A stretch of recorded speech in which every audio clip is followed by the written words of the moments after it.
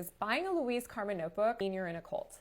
Let's talk about it. Came across a creator's video about how she thinks Louise Carmen notebooks are a cult and the people who buy them are a cult. And she has one herself. She was saying that although she likes her notebook, that she's noticed the way people comment about the brand, that it's becoming more of a cult and how people won't criticize the brand and stuff like that. I just think that take is so interesting. I especially found comments in her post to be very interesting.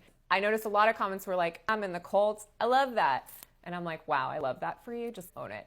And then the other side of her comments were I would actually say the majority of her comments were like, that's a cult.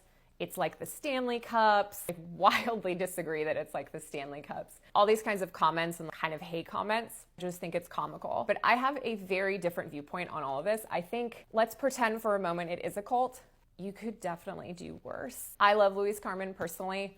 I love the whole ecosystem of traveler's notebooks. I love them. Call me a culty. I literally don't care. But what I find so amazing about this trend and this whole cult thing is it's gotten a lot of people who never journaled before to start journaling. And that's what I think is the most important. I've always journaled my whole life. It's so therapeutic for me. It's so important.